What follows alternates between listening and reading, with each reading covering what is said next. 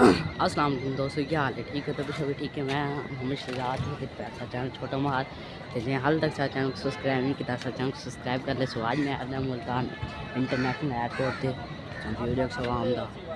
Video आवाम दा rush parking देखो।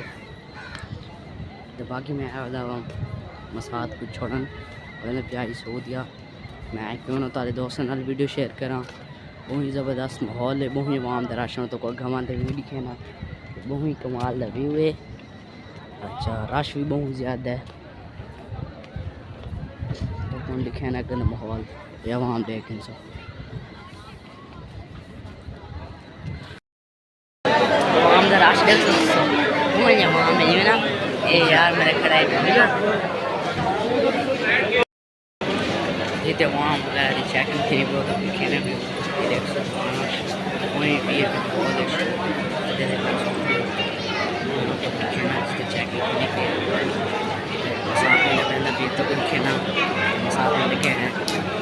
पूरी देखने साथ में एंटर थे ये बंदे ने पहले